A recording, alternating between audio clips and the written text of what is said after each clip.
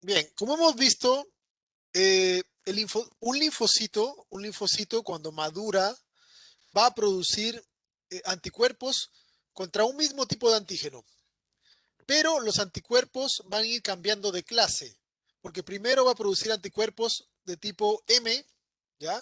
Recuerden, la parte variable siempre la misma, ¿ya? Siendo contra lo mismo, pero va a cambiar de forma M a forma D, a forma G, a forma A, etcétera.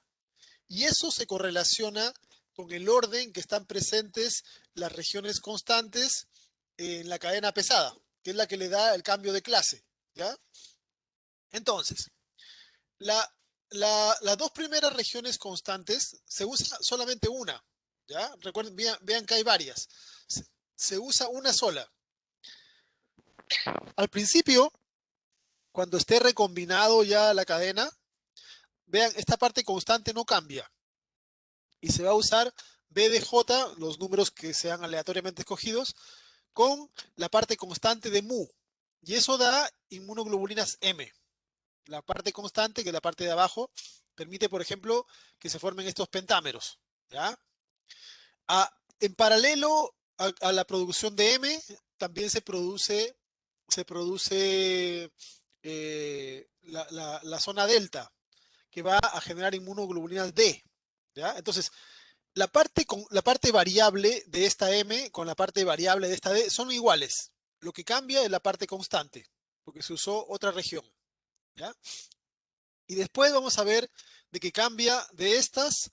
Eso ya ocurre cuando es activada, cuando a partir de un linfocito se genera una población, un conjunto de clones linfocitos, pero que también van a generar variación, porque algunos van a seguir produciendo M y D, pero otros van a cambiar de forma y van a cambiar a la forma G, todos estos que dicen gamma, o a la forma A o a la forma E, ¿ya? Eh,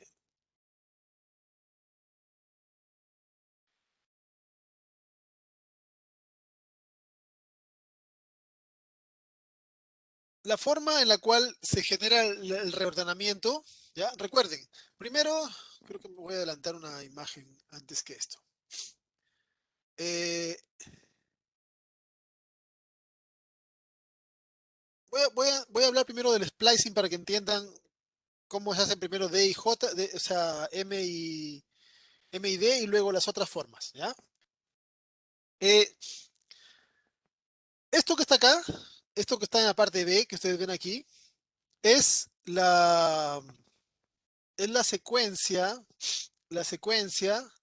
que queda cuando la cadena pesada ha sido ya modificada. ¿Ya? Entonces aquí pueden ver, ya se hizo el rearreglo de las regiones variables B, D y J. ¿Ya? Si sobran algunas J no importa, se van a eliminar con splicing. Y aquí tenemos dos regiones constantes. ¿Ven? La región constante de mu y la región constante de delta. ¿Ok? Y el mismo linfocito va a producir dos formas diferentes de mu, o sea, de inmunoglobulinas M, y dos formas diferentes de inmunoglobulinas eh, delta, ¿ya? Por ejemplo, a veces va a utilizar esta región de acá, mu, pero la región mu, vean esta parte, por eso que se llamaba genes, porque tienen regiones, tiene exones, uno, dos, tres, cuatro, ¿ya? Y aparte tiene dos exones que se pueden usar o no, que son M, de membrana. Entonces, más encima de que puede producir inmunoglobulinas M, puede producir inmunoglobulinas M solubles o inmunoglobulinas M de membrana. Pero si se fijan, la parte constante es la misma. La parte constante es la misma. ¿Ya? Entonces, con esto está produciendo anticuerpos que van a moverse libres en la sangre y anticuerpos que van a estar en la membrana del linfocito de tipo M. Y para la parte D también es lo mismo. Si en lugar de usar mu se usa la parte D, también va a producir, ven, en este caso tiene tres exones más dos de membrana. ¿Ya? Entonces, de esta manera es que el linfocito que recién sale de la médula puede producir inmunoglobulinas M y G. M de membrana y M solubles. G de membrana y G solubles. ¿Ya? Y además, cuando ya viaja y se conecta con otras cosas, puede transformarse, algunas de sus células descendientes pueden cambiar de forma. Y para cambiar de forma se hace un nuevo reordenamiento en el ADN. Es decir, se vuelve a hacer cortes en el ADN, se vuelve a sacar pedazos de ADN, así como se hizo al principio para, para generar el anticuerpo. ¿Ya? Entonces, por ejemplo, imagínense que ha estado produciendo una célula, un linfocito, MID, ¿ya? Y ahora quiere cambiar de clase, cambia de isotipo, ¿ya? Entonces, por ejemplo, puede ser de que elija cambiar a esta forma gamma 1. Todo este pedazo va a ser circularizado y se va a cortar. Y por lo tanto, ya no tiene, en el genoma de esa célula ya no va a haber esta región constante M y D. Por lo tanto, esta célula ya no va a poder producir nunca más inmunoglobulinas ni M ni D, sino que va a pasar a ser inmunoglobulinas gamma. ¿Ya? En otro curso van a aprender las diferencias entre M, D, gamma, alfa, para qué sirven, cuándo se expresan, etcétera, etcétera. ¿Ya? Por ahora nos interesan solamente los cambios. Entonces se hace un reordenamiento y se cambia de la primera clase a la segunda clase, que generalmente es gamma, ¿ya? Generalmente. Y después, en otras células sucesivas, otras células descendientes, porque las células, recuerden, una vez que se activan, siguen haciendo mitosis y se forma una población. Entonces, dentro de esa población, donde ya ha perdido un pedazo, puede volver a perder más, ¿ya? Puede volver a perder más. Y se puede hacer un segundo cambio de clase. Y ahí se le corta todo esto y cambia de ser gamma, por ejemplo, a epsilon. Y ahora fabricará inmunoglobulinas de tipo E. O puede ser de que se corte hasta acá y fabricará inmunoglobulinas de tipo A, si es que queda con alfa. ¿Ok? Entonces, de esta forma es que se puede cambiar, una célula puede cambiar de producir un tipo, una clase de inmunoglobulinas a otra. Pero ojo, siempre recuerden que la parte variable sigue siendo la misma. ¿Ya? Entonces, sigue reconociendo a lo mismo, solo que tiene cada tipo, cada clase su particularidad. ¿Ya? Eh, y eso le da ciertas diferencias. ¿Ya? Entre los tipos de inmunoglobulinas. Eh,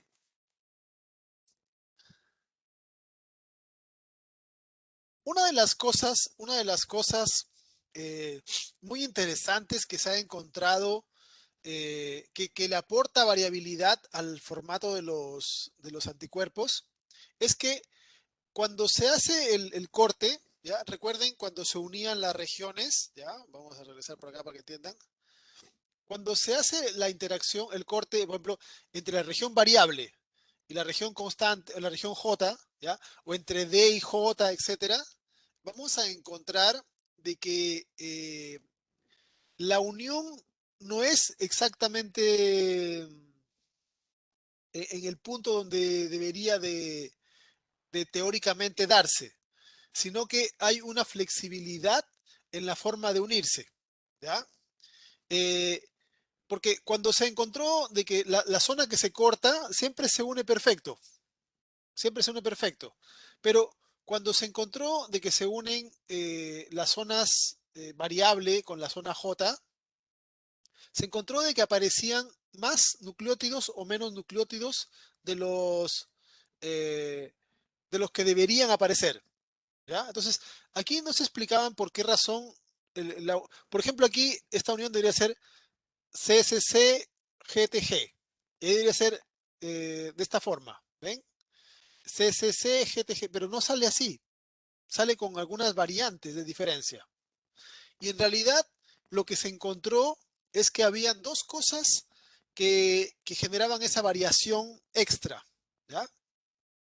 Cuando se generaba la unión, por ejemplo, acá tenemos la región D con la región J, aquí pueden ver, la región D con la región J, se formaba lo que yo les dije, que la cadena inferior se conectaba con la superior y se formaba un DNA cerrado.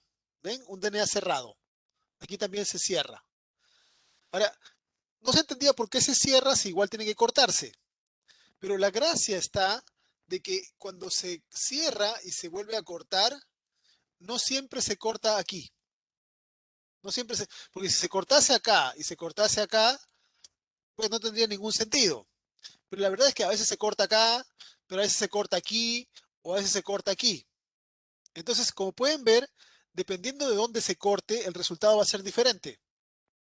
Porque si se corta así como está mostrado en este esquema, que vendría a ser, en este caso está el corte acá, aquí, se corta aquí y se corta acá, ¿ya?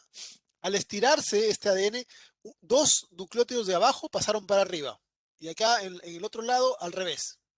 Entonces, cuando se va a hacer la unión, aquí se rellena con nuevas bases. Se rellena con nuevas bases. Entonces, lo que tenemos es que la secuencia que debería ser es TCTA, pero como se han agregado dos bases, ahora tenemos la secuencia TCGATATA. ¿Ven? Ha cambiado con respecto a lo que podía hacerlo de arriba. Si el corte se hubiese hecho por aquí, por ejemplo, habría agregado dos bases en lugar de cuatro. Si se corta más allá en tres, sería otra cosa, ¿ya? Entonces, eh, como el corte que se va a hacer para volverlos a enlazar, no siempre es preciso, no siempre es preciso, y esto es también una cosa más o menos aleatoria. eh, eh, la verdad es que la, la unión entre dos sitios, D y J, no siempre va a ser la misma. Por ejemplo, este podría ser el D7 y el J5, por poner un ejemplo, ¿ya? D7J5. Pero en una célula, cuando se unan D7J5, lo harán con un tipo de corte. Cuando se unan D7J5 en otra célula, será con otro corte. Entonces, incluso si se usan la misma región variable D con la misma región J, no siempre el resultado va a ser el mismo. Ahora, tienen que considerar esto. Aquí no es cuestión de que tiene un par de nucleótidos más, ¿ok?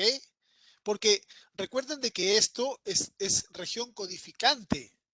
Por lo tanto, si yo le agrego acá una base, dos bases, tres bases, el resultado va a ser de que el, se va a alterar la secuencia de codones y por lo tanto la secuencia de la proteína va a ser diferente, ¿ya?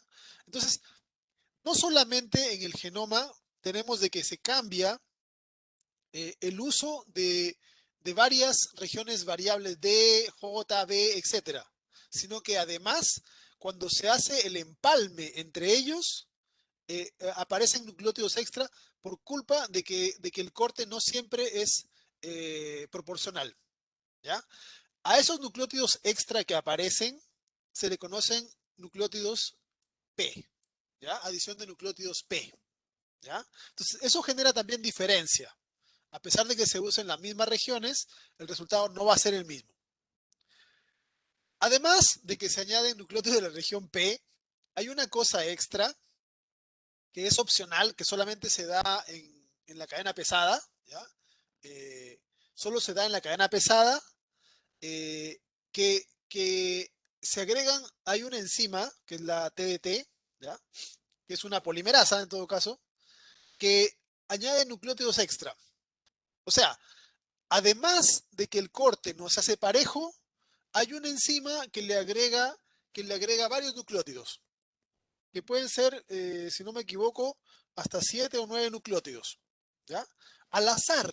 Entonces, de repente hay una enzima que llega acá y le coloca por colocar cualquier nucleótido que se le ocurra. Entonces, con esto, obviamente que estamos cambiando la secuencia de la proteína, ¿ya?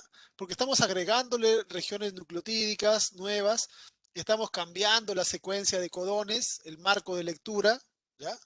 Eh, y esto también genera más variabilidad, ¿ya? Entonces, no solamente está el hecho de que uno tenga 30 regiones variables, 8, 13 regiones D, 7, 15 regiones J, sino que además, incluso usando las mismas regiones D y J, por el hecho de que se añaden nucleótidos P, por esta región, este tipo de corte, y se añaden este tipo de nucleótidos N, ¿ya? Que solamente sea en la cadena pesada, vamos a encontrar que la variación en la proteína resultante se va haciendo cada vez mayor, ¿ya? Entonces aquí tenemos cuáles son los cambios que ocurren en diferentes segmentos. Aquí podemos ver cuáles son las variaciones, ¿ya? En las regiones de la cadena pesadas, la CDR, que son las zonas más variables, en esas regiones vamos a encontrar ese tipo de ordenamientos. Ahora, hay una cosa interesante. Como se añaden nucleótidos aleatorios, ¿ya? Recuerden que se agregan nucleótidos al azar con la flexibilidad de unión, etcétera. Algunos reordenamientos se llaman reordenamientos productivos porque van a conducir a que se cambien nucleótidos o se agreguen aminoácidos. Aquí pueden ver secuencias. Usando las mismas regiones variables, las secuencias van a ser diferentes. Glutamato, aspartato, aquí cambió alanina por glicina, aquí glicina por aspartato, treonina, etcétera. Cambios, ¿ya? Algunos casos van a darse reordenamientos improductivos, porque como es aleatorio, podría ser de que se inserten bases que conducen a la formación de codones stop, ¿ya? De codones stop. Entonces, este es un riesgo cuando una célula está madurando. Cuando un glóbulo blanco, un linfocito B está madurando y hace el reordenamiento, o sea, corta regiones de DNA, empalma, podría generar reordenamientos improductivos. ¿Ya? Eso vamos a ver de que la célula lo trata de solucionar, pero no siempre lo logra.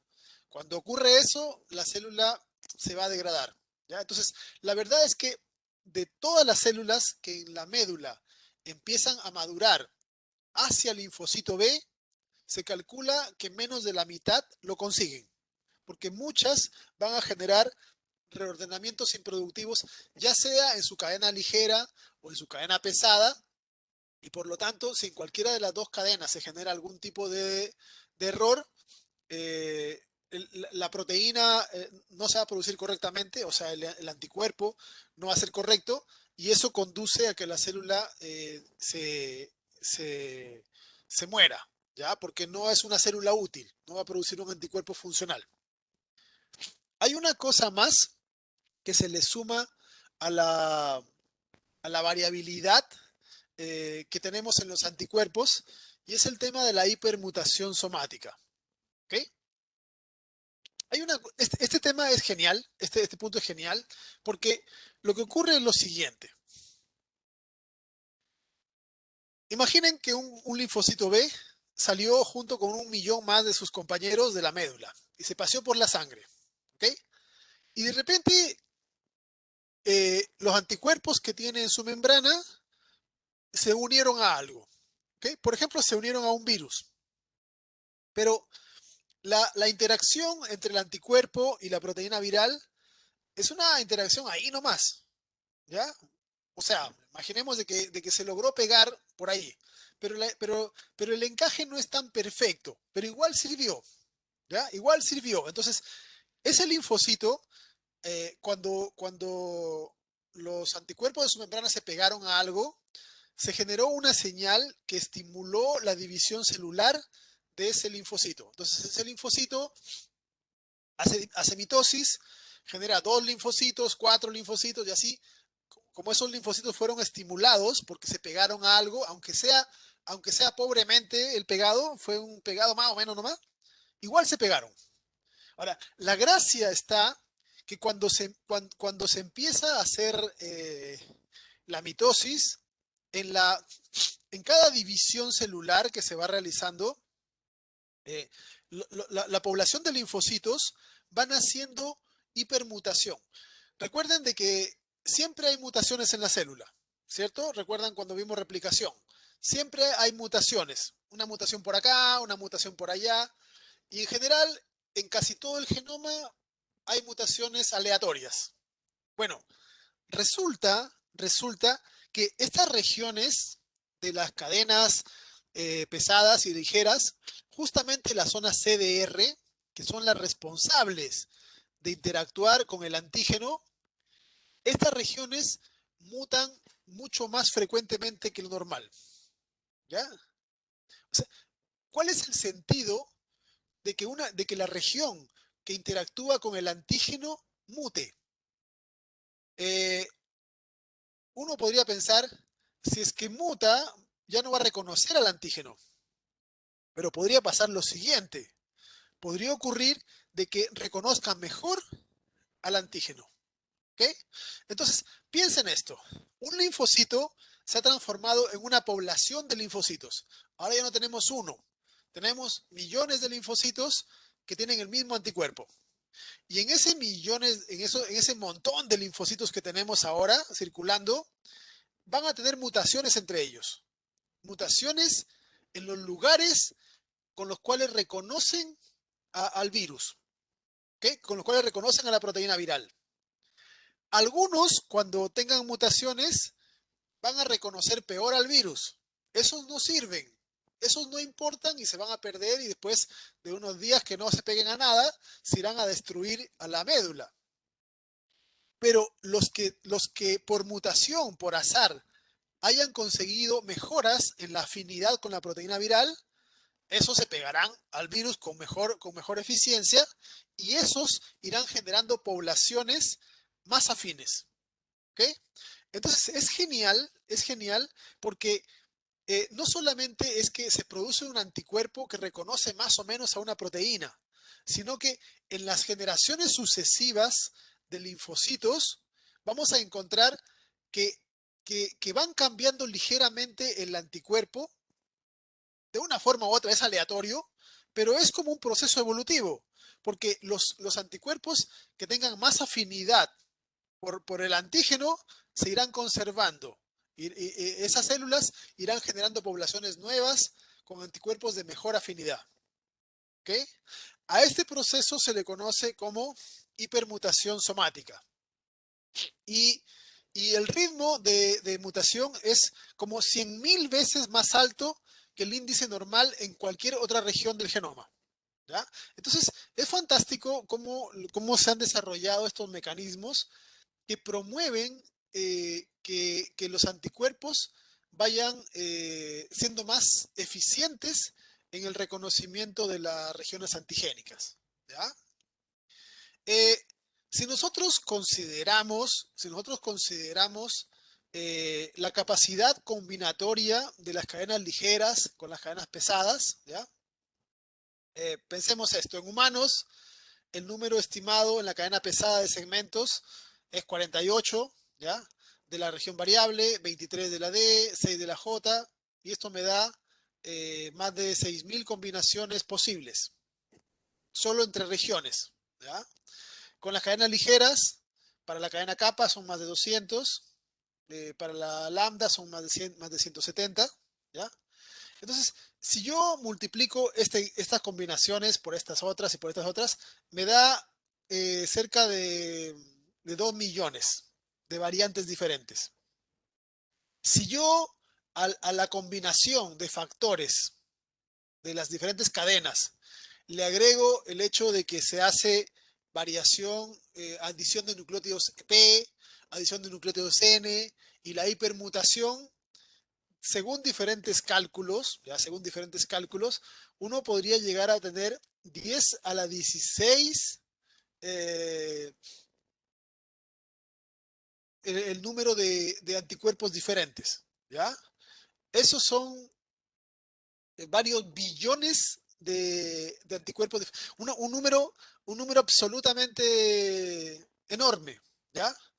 Eh, Esto considerando de que se sospecha de que una persona a lo largo de su vida se expone a más o menos entre 10 a la 9 o 10 a la 10 como mucho elementos antigénicos. ¿Ok? Entonces, piensen que nuestro sistema inmune a lo largo de nuestra vida va a producir millones de veces más anticuerpos de formas diferentes al número de posibles antígenos que nos vayamos a encontrar. ¿Ok? Entonces, es una cosa genial cómo funciona este sistema inmune. ¿Ya? Eh, la hipermutación, me preguntan ahí, se produce porque estas regiones del genoma tienen una tendencia más alta que la normal a sufrir variaciones eh, de las enzimas que realizan los procesos de reparación y replicación del ADN. ¿Ya? Entonces, en estas regiones tienden a equivocarse más. Hay elementos que inducen el error. ¿Ya? Y la inducción de error en este caso es beneficiosa porque si bien algunos van a ser menos eficientes, que desaparecerán del sistema, los que vayan siendo más eficientes irán generando poblaciones que van a ser útiles para el proceso. ¿Ya? O sea, con anticuerpos de más afinidad al antígeno que los originales. Eh, unas últimas cosas con respecto a los anticuerpos que hay que indicar es que ¿cómo se fabrica un anticuerpo? ¿Cuál es el orden? ¿Ya? Como ya dije, cada linfocito va a producir un solo tipo de anticuerpo. Entonces, recuerden, nosotros tenemos tres genes. Como tenemos tres genes y somos diploides, en realidad tenemos seis genes. ¿Ya? Seis genes. Dos para la cadena pesada, en cada uno de los cromosomas, ¿ya? De la pareja. Creo que es el 14 si no me equivoco. Y tenemos cuatro genes para cadenas ligeras. Pero cuando se realice, por ejemplo, de aquí se saque una célula, un linfocito, en este linfocito solo se utilizará, aquí están marcados con asterisco, pueden ver, solo una de las cadenas de uno de los cromosomas de capa, que es una ligera, y una de las pesadas. ¿Ya? Las otras no se van a usar, ni la pesada ni las otras ligeras. Entonces, hay tres ligeras que no se usan y una pesada que no se usa. Acá igual, pero pueden ser diferentes. ¿Ya? Entonces, en cada sistema, en cada célula, vamos a encontrar que solo se usa una de las cadenas, una ligera y una pesada, de todas las que hay. Por eso es que todos los anticuerpos que van a ser producidos por esta célula son iguales, son la misma proteína. ¿Okay? Ahora, ¿cómo se hace el proceso? Es un proceso secuencial. Primero, primero la célula hace reordenamiento de una cadena pesada, ¿ya? De una cadena pesada. Eh, si el reordenamiento es improductivo, utiliza la otra cadena pesada, ¿ya? Recuerden que tenemos dos cadenas pesadas, uno en cada cromosoma, ¿ok? Entonces, eh, si al hacer la recombinación, al cortar un fragmento de ADN, por ejemplo, queda una señal stop, eso no sirve, entonces se pasa a usar la otra cadena.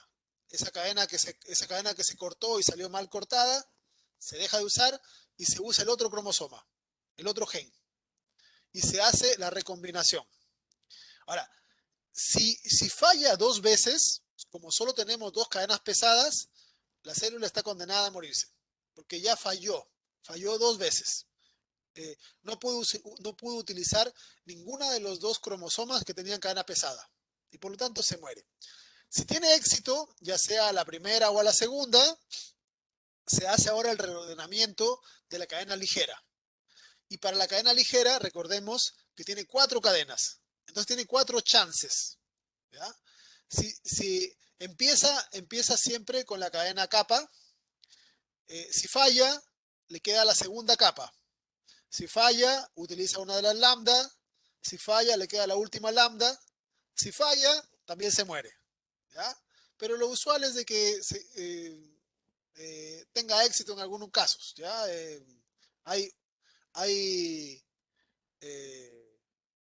bueno, las probabilidades de que generen alelos improductivos y muerte son como 30%, así. Entonces, en algunos casos aciertan y se generan anticuerpos. Entonces, por esa razón es que se utiliza una de las dos pesadas y alguna de las ligeras.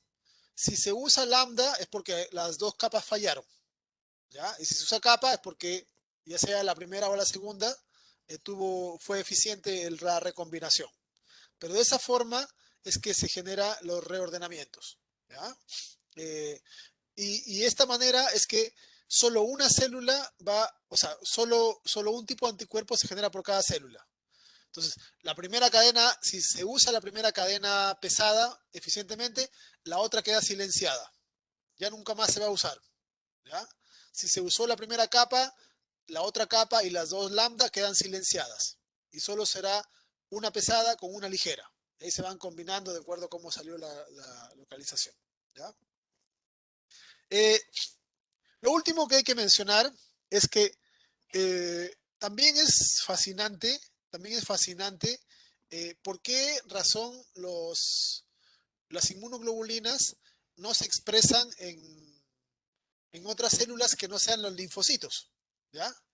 Eh, y eso tiene que ver con la localización de regiones enhancer en ciertas partes del genoma. Fíjense, estas pelotitas rojas representan promotores, ¿ya? Entonces, delante de las regiones variables, de cada región variable, hay un promotor. Pero este promotor es un promotor muy malo, ¿ya? Es un promotor que no tiene capacidad de pegar bien nada prácticamente. Por lo tanto, cuando está solo el promotor asociado a esto, no llega ninguna polimerasa y por lo tanto no se expresa nada de acá. Pero cuando se hace el rearreglo, por ejemplo, cortamos toda esta parte del genoma y pegamos, acercamos esta región promotora con esta región, una región enhancer que está cerca de la zona